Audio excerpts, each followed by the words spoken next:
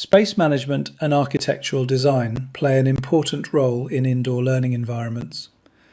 However, due to the limited time that we have, I will only discuss the following elements: connected learning zones, toys, loose parts, tools for collecting, recording and sharing data, and books and other resources. I have a separate slide for each of these elements, where you will find more details and examples of how to put these elements in place to support STEM learning in preschools. We will first discuss connected learning zones. For preschool children to develop appropriately, good curriculum is critical. Schools must plan ahead. This means refurbishing or reorganising classrooms. To achieve this, we use zoning or creating different spaces for diverse yet multifunctional learning. This is aimed at allowing children to enjoy more space and freedom to think, plan, design, build and share. We call these zones or spaces learning zones, learning centres, or investigation stations. For consistency, I call them learning zones. You will see that the list below includes examples of learning zones. The size of your classrooms and number of children enrolled will inform the number of zones you might include. Whilst there should be a minimum of 5 learning zones, classrooms with more space should try to have as many zones as possible to offer children a variety of self-choice activities. Although you don't need a STEM lab for STEM learning, as I have discussed earlier, it is important to retitle and reconstruct the preschool classroom to highlight STEM concepts. Rather than the typical preschool learning zones, you can now name each of them in a way that highlights the tools, materials and resources that children and teachers can utilise to further their study of a topic.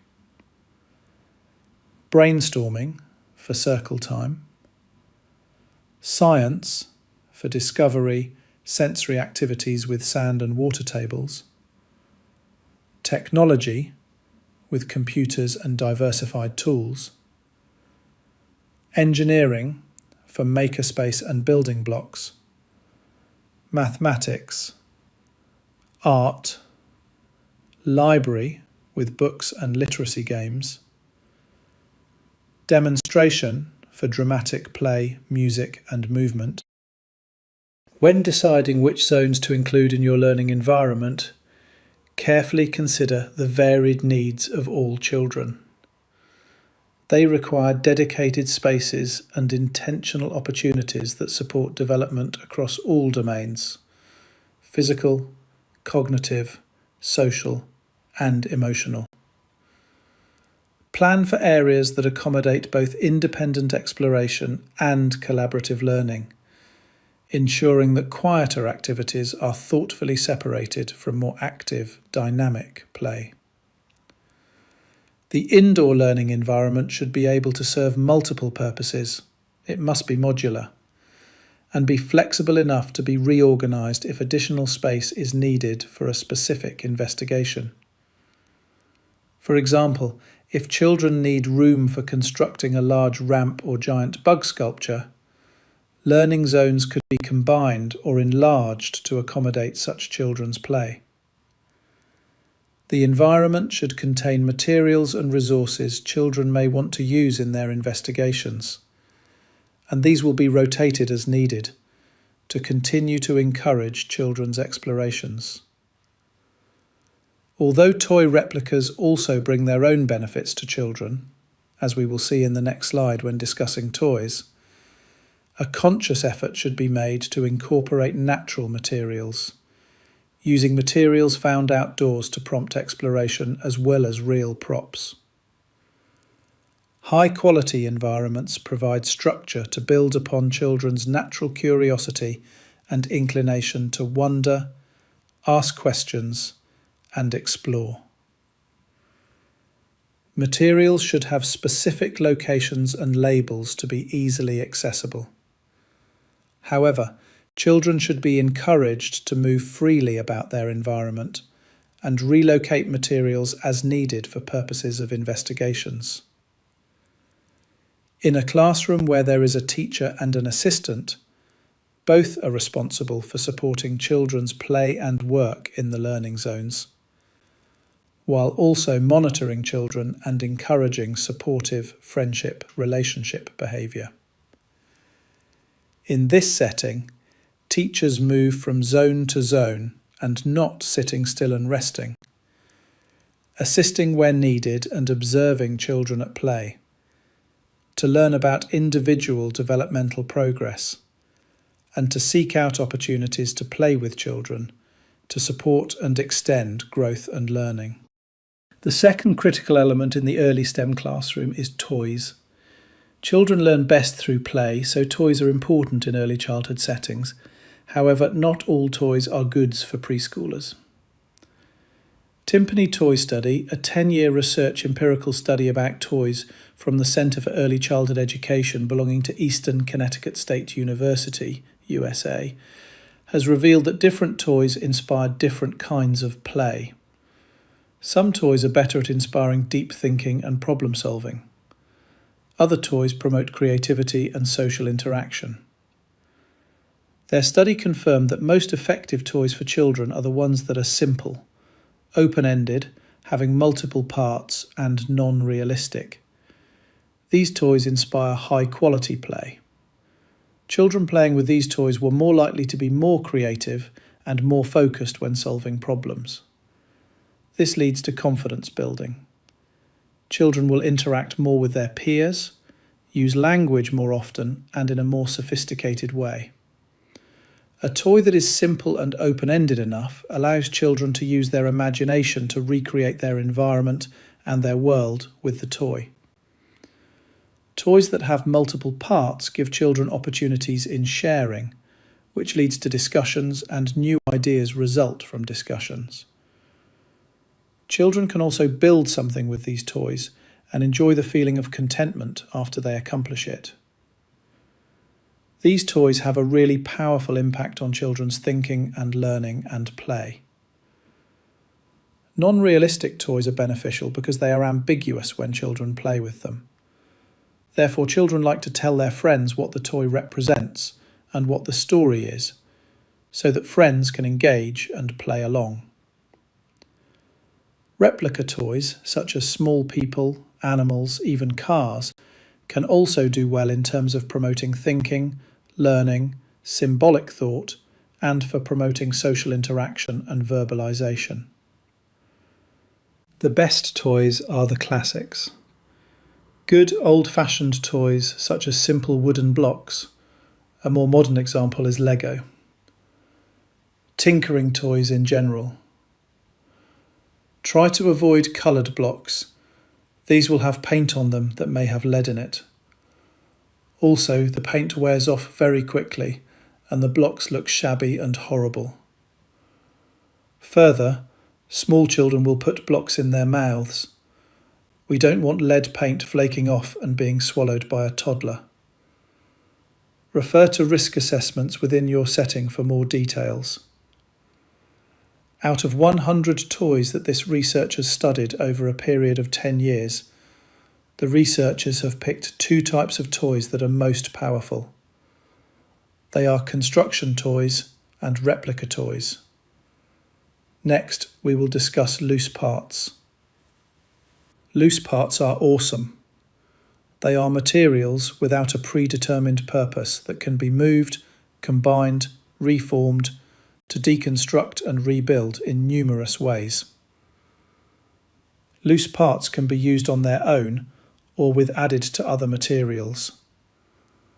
Loose parts can be both manufactured and natural.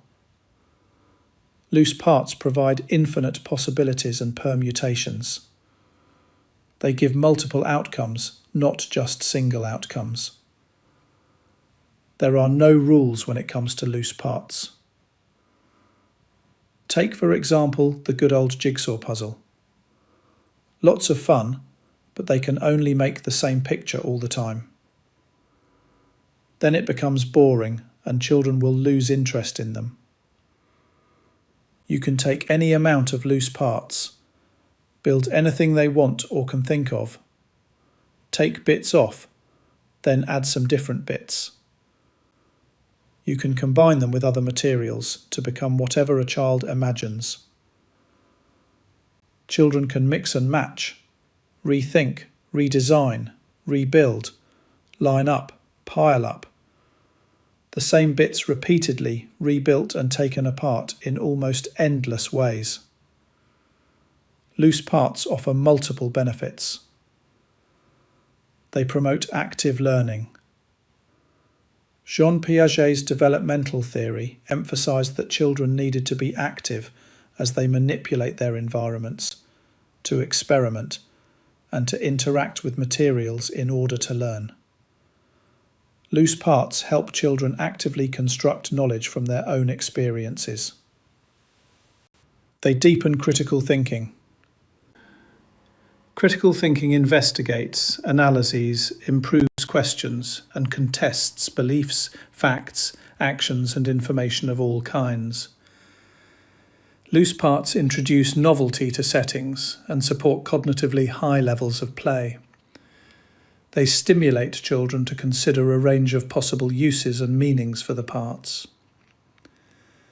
They promote divergent thinking and creative thinking. To meet tomorrow's challenges, today's children must develop both critical and creative thinking. They must be really good problem solvers as well as effective communicators. These skills develop when they engage in STEM-based activities and loose parts. They support the developmental domains, from physical to socio-emotional to cognitive development. They are developmentally beneficial for all age groups, backgrounds, cultures, and a lot more. They promote a wide range of play, from functional play to constructive play to dramatic and symbolic play. They are sustainable and economically feasible. In some countries, teachers have to buy classroom resources out of their own money. Happily, you can find loose parts in any home. Parents will be more than happy to give them for free, and they offer a bonus. They encourage you and the children's parents to reuse, renew, and recycle. In order to guide the selection of loose parts for inclusion in the classroom, think about the following essential questions.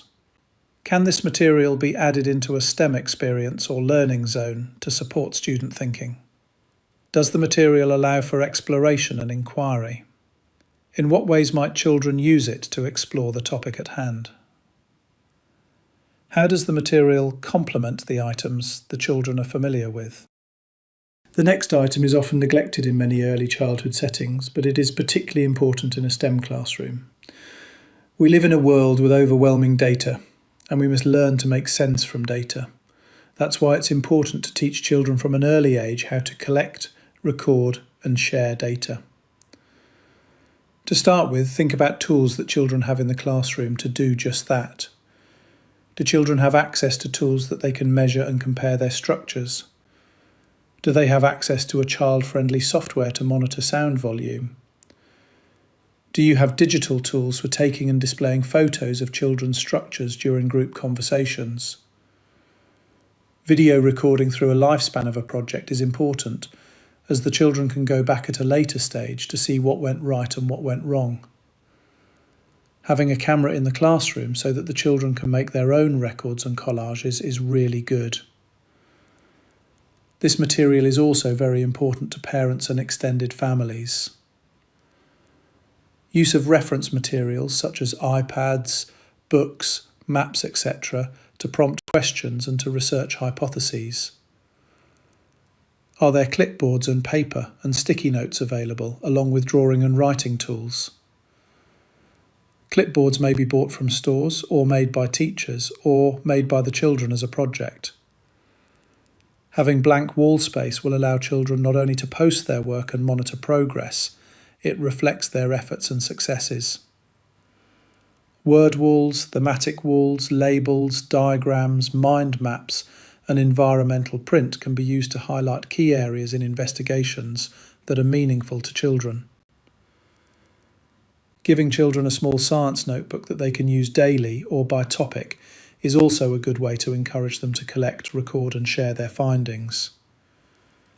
These can be actual notebooks, preferably without lined paper, or simple paper booklets with construction paper covers connected by braids or pieces of yarn. The advantage of science notebooks is that they enable children to maintain an ongoing record of living things' growth and development over time. They also provide you with an ongoing record of children's growing abilities to represent and record data. Children may need help learning to use the notebooks, dating their entries and transcribing their descriptions at the beginning, but they will soon pick it up and become real little scientists. Books and online resources enable children to experience STEM phenomena beyond the classroom. Use of high-quality STEM-focused children's books that supports the introduction of and the examination of STEM concepts in early childhood classrooms. With the amount of children's literature aimed at building concept knowledge, teachers may find it difficult to select appropriate books to introduce these ideas. Children's picture books may contain information so oversimplified that it can give the wrong idea, leave out important components such as making observations, developing debate and theories around the observations, then designing experiments to test those theories, or show next to no representation of the sciences, practical or natural. Further, finding literature that represents physical sciences, motion or astronomy for example, can be much harder than finding books on plants or animals, life sciences. Finding high-quality literature can be really difficult when looking for technology, engineering and mathematics. Besides books, videos, 3D models, virtual reality, VR, augmented reality, AR, along with interactive games are now good examples of quality and popular sources of learning materials. Peep and the Big Wide World animation series, for example, provides children with opportunities for quality STEM learning experiences. I suggest teachers to consider 2 points before introducing STEM-focused children's literature into the classroom. Does your book video present content that is technically sound and appropriate for children's developing understandings? Does your book video help children build both inquiry and content understanding? I know it is very difficult to find good STEM-related content in some languages. This is probably due to cultural factors. In that case, you can use books and videos produced in English with subtitles in your language.